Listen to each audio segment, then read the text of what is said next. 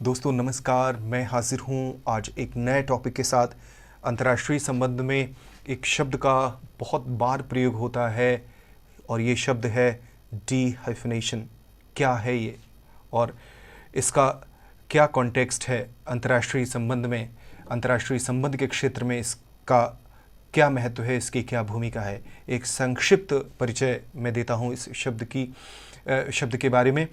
देखिए, अगर आप इसको एक उदाहरण से समझने का प्रयास करते हैं कि मान लीजिए आप किसी कक्षा में मौजूद हैं और आप की ही कक्षा में दो ऐसे लोग मौजूद हैं जिनमें आपस में तनाव है, आपस में मित्रतापूर्ण संबंध नहीं है बल्कि तनावपूर्ण संबंध हैं, लेकिन आप उन दोनों से मित्रतापूर्ण संबंध रखते हैं अलग अलग, और उन दोनों के तनाव को अपने संबंधों को प्रभावित नहीं करने देते हैं। बस यही डी-हाइफनेशन है।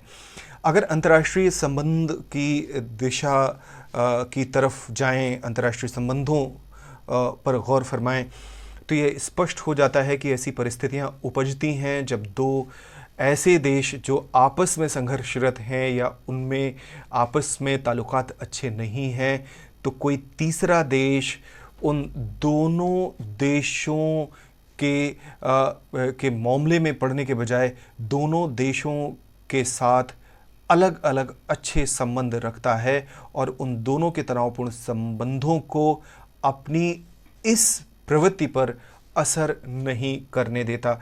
इनका कोई असर नहीं पड़ता है उस देश की प्रवृत्ति में, उस देश की नीति में। तो इसको हम डी-हाइफनेशन कहते हैं। इसको थोड़ा सा और आगे बढ़ाते हैं। 1962 में जब चीन ने मैकमोहन लाइन का अतिक्रमण किया था, तो उस समय के सोवियत संघ ने यही कहा था कि मैकमोहन लाइन पर जो संघर्ष जारी है भारत और चीन के दरमियान, दरअसल वो संघर्ष सोवियत संघ के मित्र और सोवियत संघ के भाई के बीच है।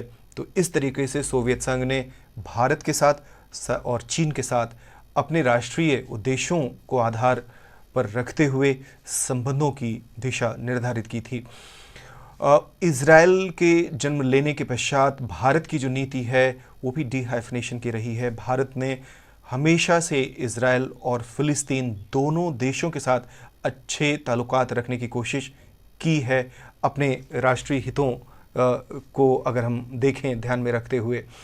और इज़राइल और फ़लस्तीन के दरमियान जो तनावपूर्ण संबंध रहे हैं पिछले 7 दशकों में, उसका असर नहीं पड़ने दिया है भारत ने अपनी नीति पर, जो फ़लस्तीन के प्रति है, जो इज़राइल के प्रति है। इसी को हम डी-हाइफनेशन कहते हैं, जिसमें एक देश दो संघर्षरत देशों के दरमियान अलग अलग मित्रवत संबंध बनाए रखता है, अपने राष्ट्रीय हितों को आधार पर रखते हुए, अपने राष्ट्रीय हितों को आधार बनाते हुए, और उन दो देशों का जो तनाव है उससे प्रभावित नहीं होने देता अपनी नीति को, और बल्कि अपनी नीति को निर्धारित करता है अपने राष्ट्रीय हितों के आधार पर। आशा है डी-हाइफनेशन आपको समझ में आ गया होगा। आपकी प्रतिक्रियाओं का इंतज़ार रहेगा। धन्यवाद।